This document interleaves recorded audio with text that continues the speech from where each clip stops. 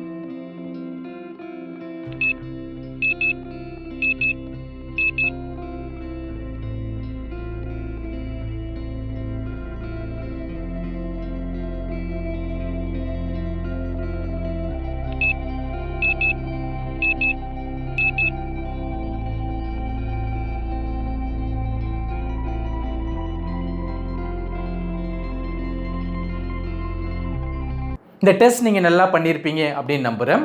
இப்போ இந்த கொஸ்டின்ஸுக்கான ஆன்சர்லாம் என்னென்ன அப்படின்னு பார்க்கலாம். The first question, R you afraid blank exams?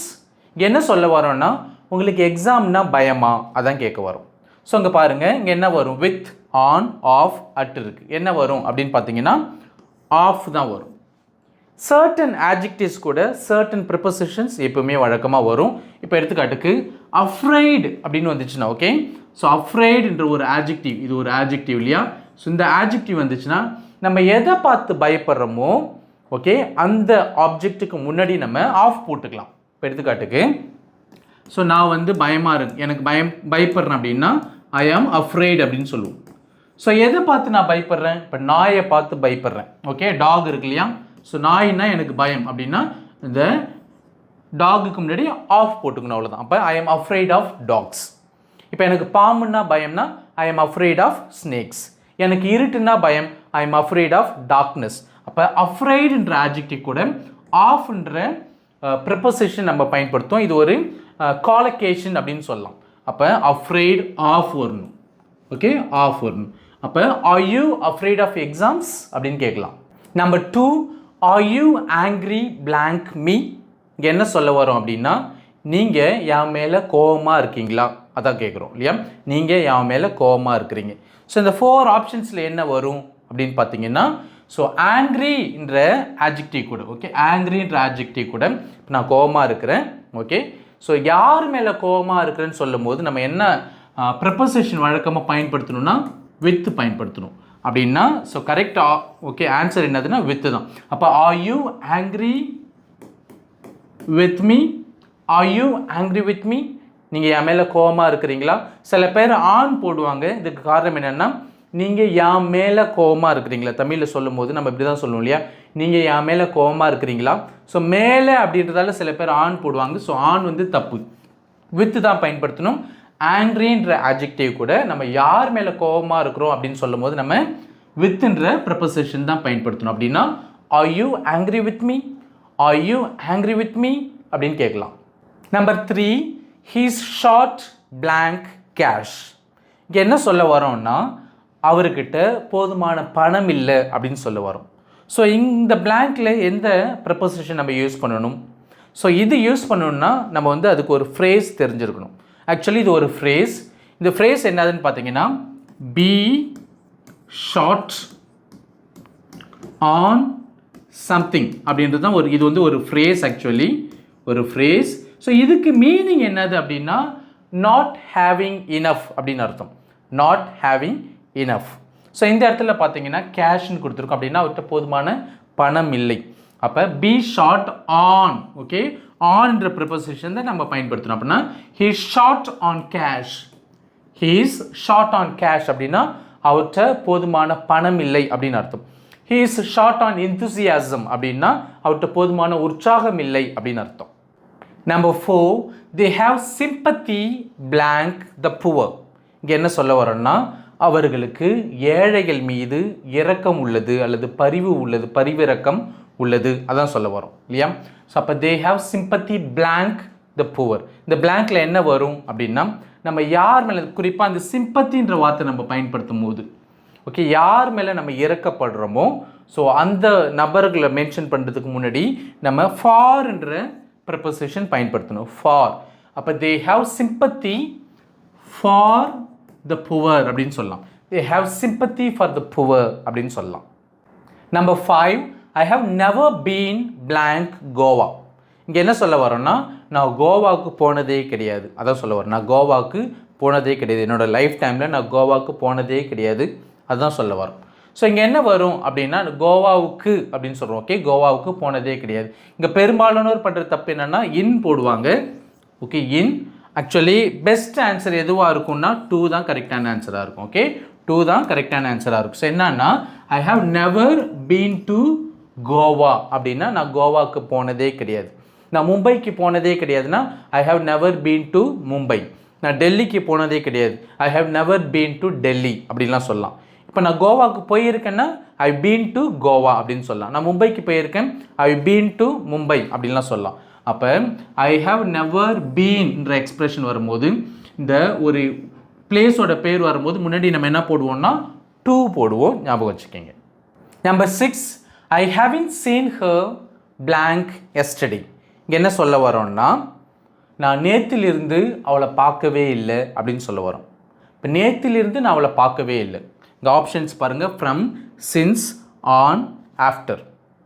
அப்போ நேத்திலிருந்து நான் பார்க்கவே இல்லை, நேத்திலிருந்துன்னு சொல்கிறோம். ஓகே, இருந்து. அப்போ சில பேருங்க ஃப்ரம் போடுவாங்க, இந்த இடத்துல ஃப்ரம் போடக்கூடாது, தப்பு. ஓகே, இன்னொன்று சில பேர் வந்து ஆன் போடுவாங்க, நேற்று. ஓகே, ஆன் போட்டால் என்ன வரும், நேற்று நான் பார்க்கல அப்படின்னு அர்த்தம். So I haven't, okay, I didn't see her எஸ்டர்டேனா அது கரெக்ட். ஓகே, பட் நான் அவளை நேற்றுலேருந்து பார்க்கலன்னு சொல்கிறோம் இல்லையா, நேற்றுலேருந்து. இப்போ அங்கே ஆனும் போட முடியாது, நேற்றுக்கு பிறகு பார்க்கலன்னு நான் சொல்கிறோம் இல்லை. ஓகே, ஆஃப்டரும் போட முடியாது. இந்த இடத்துல சின்ஸ் தான் கரெக்டான ஆன்சர். ஏன் அப்படின்னா சின்ஸ்ன்றதுக்கு லிருந்துன்ற மீனிங் இருக்குது, ஃப்ரம்முக்கும் லிருந்துன்ற மீனிங் இருக்குது. ஆனால் சின்ஸுக்கும் ஃப்ரம்முக்கு என்ன வித்தியாசம்னா, சின்ஸ்ன்னு சொல்லும் போது ஒரு செயல் கடந்த காலத்தில் தொடங்கி இப்பொழுது வரைக்கும் ஒரு செயல் நடக்குது. ஸோ அதுக்கு வந்து நம்ம சின்ஸ் நம்ம பயன்படுத்துவோம். இப்போ பார்த்தீங்கன்னா நேற்றிலிருந்து இப்போ வரைக்கும் நான் அவளை பார்க்கல இல்லையா, நேற்றிலிருந்து இப்போ வரைக்கும் நான் அவளை பார்க்கல. ஸோ அதனால் இந்த இடத்துல பார்த்தீங்கன்னா அப்ராப்ரியேட் ஆன்சர் என்னதுன்னா சின்ஸ் தான். இப்போ ஐ haven't scene her since yesterday அப்படின்னு சொல்லலாம். Since yesterday, I haven't scene her since yesterday. Number 7, R you jealous blank me. இங்கே என்ன சொல்ல வரோம் அப்படின்னா, உனக்கு என் மேலே பொறாமையா, அதான் கேட்குறோம். உனக்கு என் மேலே பொறாமையா. Are you jealous with me, are you jealous on me, are you jealous of me, are you jealous towards me. இதில் எது சரியான ஆன்சர் அப்படின்னா, நம்ம பார்த்தீங்கன்னா ஜெலஸ்ன்றது ஒரு ஆட்ஜெக்டிவ். இந்த ஆட்ஜெக்டிவ் கூட நம்ம பெரும்பாலும் என்ன பயன்படுத்துவோம் அப்படின்னா ஆஃப்ன்ற ஒரு ப்ரிப்போசிஷன் பயன்படுத்துவோம்.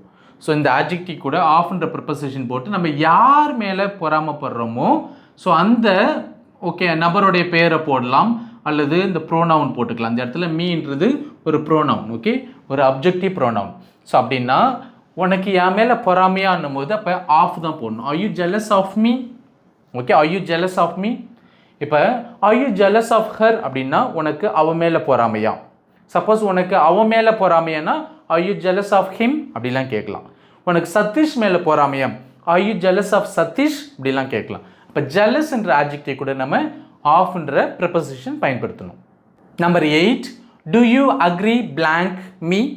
இங்கே என்ன சொல்ல வரோம் அப்படின்னா, நீ என்னுடன் உடன்படுகிறாயா அப்படின்னு சொல்கிறோம். அதாவது பேச்சு வழக்கில் பார்த்தீங்கன்னா நான் சொல்கிறத நீ ஒத்துக்கிறியா, நான் சொல்கிறத நீ ஏற்றுக்கிறியா, அதான் சொல்ல வரும். ஸோ இங்கே பார்த்தீங்கன்னா என்ன ப்ரிப்போசிஷன் வரும், டு வருமா, வித் வருமா, ஃபார் வருமா, ஆன் வருமா. ஸோ அக்ரின்றது ஒரு வேர்ப் இல்லையா, யாருடன் உடன்படுகிறோம் அப்படின்னு சொல்கிறவங்க. மீன்றது ஒரு பர்சனை குறிக்குது. ஸோ யாருடன் உடன்படுகிறோம்னு சொல்கிறோம்.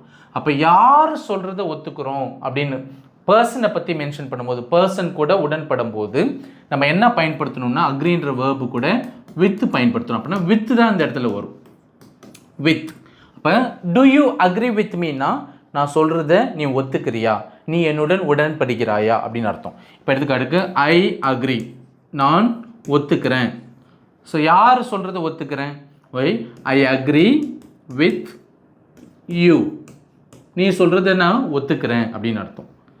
ஐ அக்ரி வித் தெம், அவங்க சொல்கிறத நான் ஒத்துக்கிறேன் அப்படின்னு அர்த்தம். ஐ அக்ரி வித் ஹிம், அவன் சொல்கிறத நான் ஒத்துக்கிறேன். ஐ அக்ரி வித் ஹர், அவ சொல்கிறத நான் ஒத்துக்கிறேன். இப்போ அக்ரின்ற வேர்பு கூட வித் பயன்படுத்தணும். எப்பன்னா இங்கே நம்ம பர்சனை வந்து மென்ஷன் பண்ணும்போது வித் பயன்படுத்தணும். Number 9, she was born blank dance. So இங்கே என்ன சொல்ல வரோம்னா, நம்ம சொல்லுவோம் இல்லையா, வழக்கமாக சொல்லுவோம் இல்லையா, அவள் டான்ஸ் ஆடுறதுக்குன்னே பிறந்தவ அப்படின்னு சொல்லுவோம். ஏன்னா ஒரு நபர்கிட்ட ஒரு பர்டிகுலர் அபிலிட்டி அல்லது டேலண்ட் ரொம்ப நேச்சுரலாகவே இருந்துச்சு அப்படின்னா நம்ம அப்படிலாம் சொல்லுவோம். அதாவது அவள் ரொம்பவே நல்லா டான்ஸ் ஆடுவா, சூப்பராக டான்ஸ் ஆடுவா, டான்ஸ் ஆடுறது அவளுக்கு இயற்கையாகவே நல்லா வரும் அப்படின்னு சொல்லும்போது she was born blank dance. இந்த இடத்துல ஆன்சர் நம்ம கரெக்டாக பண்ணணும் அப்படின்னா இதுக்கு வந்து இந்த இடியம் நமக்கு தெரிஞ்சிருக்கணும். ஆக்சுவலி இது ஒரு இடியம்லேருந்து எடுத்துருக்குறோம். So be okay, born to do something. Okay, to do something அப்படின்றது ஒரு இடியம். அதே போல் be born to be someone அப்படின்றதும் ஒரு idiom. ஸோ இது ரெண்டுத்துக்கு மீனிங் என்னதுன்னா to have a natural ability. So இதுதான் இதுக்கான மீனிங். அதாவது ஒரு திறமையை இயற்கையாகவே பெற்று இருப்பது அதான். ஸோ அப்படின்னா she was born to dance தான் சொல்லணும். to dance ஏன்னா இது ஒரு இடியம்லேருந்து எடுத்துருக்குறோம். ஸோ was born to danceன்றது ஒரு இடியம் இல்லையா? அப்போ இங்கே பாருங்கள் she was born to dance அப்படின்னு சொல்லலாம். அல்லது நம்ம அதே இதை வந்து நம்ம இந்த ஃபார்முலா பயன்படுத்தி சொல்லணும்னா she was born to be a dancer அப்படின்னு சொல்லலாம். she was born to be a dancer அப்படின்னு சொல்லலாம். அல்லது she was born to dance அப்படின்னா she has a natural ability to dance அப்படின்னு அர்த்தம். Number 10, can I count blank your loyalty அப்படின்னா நான் உன்னோட விசுவாசத்தை நம்பலாமா அதான் இங்கே சொல்ல வரும். ஸோ இந்த பிளாங்க்ல என்ன ப்ரெப்போசிஷன் வரும்? ஸோ இது தெரிஞ்சுக்கணுன்னா முதல்ல இங்கே ஒரு ஃப்ரேசல் வேர்ப் இருக்குது, அது தெரிஞ்சுக்கணும். என்னதுன்னா கவுண்ட் ஆன் சம்திங் அப்படின்றது ஒரு ஃப்ரேசல் வேர்ப். ஸோ இதுக்கு மீனிங் என்னதுன்னா to be confident that you can depend on something அப்படின்னு அர்த்தம். அல்லது to be confident that something will happen, அதாவது நம்புவது அப்படின்னு அர்த்தம். நீ ஒருத்தவங்களை நம்பலாம் அல்லது ஒன்றை நம்பலாம் சொல்லிட்டு உறுதியாக நம்புவது. ஓகே, நம்புவது. ஸோ அதுதான். அப்போ நான் உன்னுடைய விசுவாசத்தை நான் நம்பலாமா அப்படின்னு கேட்குறோம். So count on loyalty. Okay, can I count on your loyalty? அப்போ இந்த இடத்துல என்ன வரும்? ஆன் தான் ஆன்சர். அப்போனா can I count on your loyalty அப்படின்றது தான் சரியான answer. Number 11, I was bored blank tears. இங்கே என்ன சொல்ல வரோம்னா எனக்கு ரொம்ப போர் அடிச்சுது அதான் சொல்ல வரோம். ஸோ இந்த blank நம்ம ஃபில் பண்ணணும்னா இங்கே ஒரு இடியம் இருக்குது. அந்த இடியம் என்னது அப்படின்னு தெரிஞ்சுக்கணும்.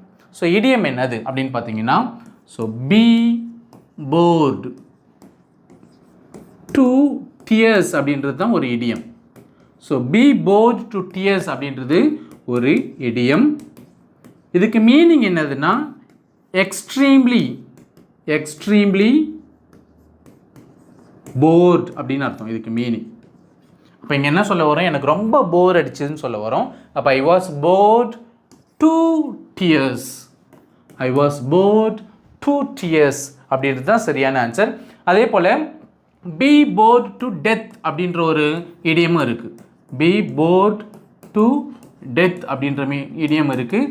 ஸோ இதுக்கு மீனிங் என்னதுன்னா எக்ஸ்ட்ரீம்லி போர்டுன்ற மீனிங் தான் இருக்குது.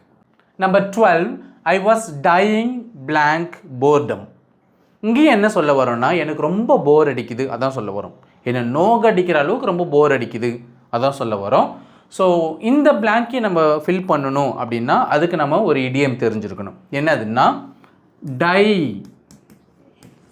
ஆஃப் போர்டம் அப்படின்றது ஒரு இடியம். டை ஆஃப் போர்டம் அப்படின்றது ஒரு இடியம். ஸோ இதுக்கு மீனிங் என்னது அப்படின்னா டு பி வெரி போர்ட், ரொம்ப போர் அடிக்கிறது அப்படின்னு அர்த்தம். அப்போனா I was dying of boredom, I was dying of boredom அப்படின்னா ஸோ ஆஃப் தான். ஓகே, அதுக்கு meaning I am extremely bored அப்படின்னு அர்த்தம். Number 13, they are getting married blank 6 months. இங்கே 6 monthsன்னும் போது என்ன மீன் பண்ணுறோம்னா 6 months from now, அதாவது அவர்களுக்கு இன்னும் 6 மாதத்தில் திருமணம் ஆகிறது அதான் சொல்ல வரும். இன்னும் 6 மாதத்தில் அவங்க கல்யாணம் பண்ணிக்க போகிறாங்க அதை தான் மீன் பண்ணுறோம். அப்போ இன்னும் 6 மாதத்தில் எப்படி சொல்கிறது? இன்னும் 6 மாதத்தில் நம்ம வந்து இன் பயன்படுத்தணும். அப்போ they are getting married in 6 months. they are getting married in 6 months அப்படின்னு சொல்லலாம். இன்னும் 6 வாரத்தில் அப்படின்னா in 6 weeks அப்படின்னு சொல்லலாம். இன்னும் 6 வருடத்தில் அப்படின்னா in 6 years அப்படின்னு சொல்லலாம். இன்னும் 6 நாட்களில் அப்படின்னா in 6 days அப்படின்லாம் சொல்லலாம். Number 14, he died blank cancer. என்ன சொல்ல வரோன்னா அவர் புற்றுநோயால் இறந்தார் அதான் சொல்ல வரும். ஸோ இங்கே வித் வருமா, இன் வருமா, ஆஃப் வருமா, ஆன் வருமா? ஸோ இங்கே என்ன வரும் அப்படின்னா ஆஃப் வரும். he died of cancer. he died of cancer.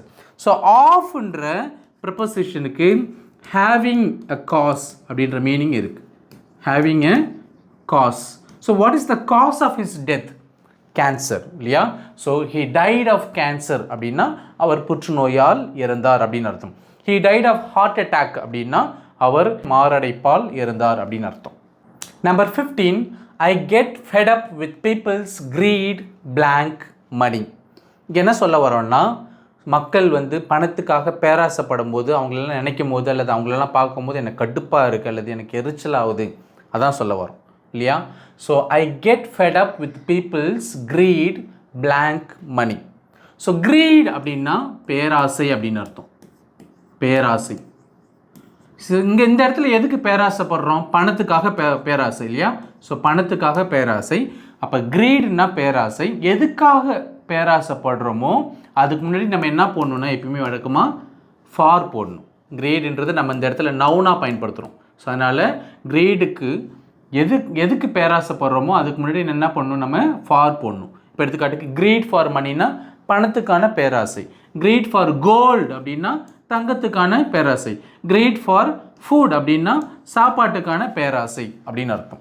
அப்போ I get fed up with peoples greed for money அப்படின்னு சொல்லலாம்.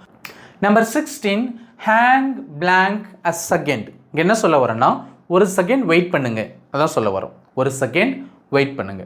அப்போ ஹேங் இன் அ செகண்டா, ஆன் அ செகண்டா, வித் அ செகண்டா, டு அ செகண்டா? இந்த கேள்விக்கு ஆன்சர் பண்ணணும் அப்படின்னா நமக்கு வந்து ஒரு ஃப்ரேசல் வேர்ப் தெரிஞ்சிருக்கணும். அது என்னதுன்னா ஹேங் ஆன். ஹேங் ஆன் அப்படின்றது ஒரு ஃப்ரேசல் வேர்ப். ஓகே, ஒரு ஃப்ரேசல் வேர்ப். இதுக்கு மீனிங் என்னதுன்னா to wait for a short time அப்படின்னு அர்த்தம். To wait for a short time அப்படின்னு அர்த்தம். அப்போ நேச்சுரலாக இங்கே என்ன வரும்? இப்போ ஹேங் ஆன் அ செகண்ட் அப்படின்னு சொல்லணும். So hang on a second, hang on a minute. Okay, இப்படிலாம் சொல்லலாம். So hang on. Number 17, there is a gradual rise blank crime. இங்கே என்ன சொல்ல வரோன்னா, குற்றங்கள் கொஞ்சம் கொஞ்சமாக அதிகரிச்சுக்கிட்டே இருக்குது. குற்றங்கள் வந்து கொஞ்சம் கொஞ்சமாக அதிகரிச்சுக்கிட்டே இருக்குது, அதான் சொல்ல வரோம். இப்போ there is a gradual rise. So இந்த ரைஸ்ன்ற வார்த்தை ஓகே, எதில் ஏற்றம் இருக்குது? ரைஸ்னா ஏற்றம், இறக்கம்னா டிகிரிஸ் இல்லையா? ஸோ ஏற்றம் இறக்கம் அதை பற்றி பேசும்போது எதில் ரைஸ் இருக்குது, எதில் டிகிரிஸ் இருக்குது, இதை பற்றிலாம் பேசும்போது நம்ம என்ன பயன்படுத்தணும்னா இன் பயன்படுத்தணும். அப்போ there is a gradual rise in crime. Okay சொல்லலாம், there is a gradual rise in crime. அதே போல் தான் நம்பர் 18 பாருங்கள், there is a slight decrease blank crime.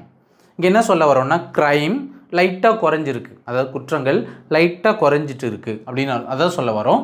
அப்போ இங்கே பாருங்கள், ஏற்கனவே ரைஸ்க்குன்னு சொன்னேன், எதில் ரைஸ் இருக்குன்றதுக்கு ரைஸ் இன் க்ரைம் அப்படின்னு சொன்னோம். அதே போல் தான் இங்கே டிக்ரீஸ். ஸோ எதில் வந்து டிக்ரீஸ், எதில் வந்து இறக்கம் இருக்குது? குற்றங்களில் கொஞ்சம் இறக்கம், அதாவது குறைஞ்சிருக்கு அப்படின்னு சொல்ல வரோம். அப்போ டிக்ரீஸ் இன் க்ரைம். ஸோ அப்போ இன்னு தான் சரியான answer. there is a slight decrease in crime அப்படின்னு சொல்லலாம். the last but one, he is tired blank running. இங்கே என்ன சொல்ல வரோன்னா, அவர் ஓடி ஓடி களைத்து விட்டார், அதான் சொல்ல வரும் இல்லையா? ஸோ இந்த இடத்துல வந்து he is tired with ரன்னிங்கா, in ரன்னிங்கா, ஆஃப் ரன்னிங்கா, since ரன்னிங்கா? Okay, so what is the cause of his tiredness? அவருடைய சோர்வுக்கு ஓகே களைப்புக்கு காரணம் என்னது அப்படின்னா ரன்னிங். இப்போ நான் ஏற்கனவே சொல்லியிருக்கேன், ஆஃப்ன்றதுக்கு ஹேவிங் அ காஸ் அப்படின்ற மீனிங் இருக்கு இல்லையா? ஹேவிங் அ காஸ் அப்படின்ற மீனிங் இருக்குது. அப்படின்னா he is tired of running அப்படின்னு சொல்லலாம். he is tired of runningனா அவர் ஓடி ஓடி களைத்து விட்டார். he is tired of cleaning அப்படின்னா அவர் க்ளீன் பண்ணி களைத்து விட்டார்.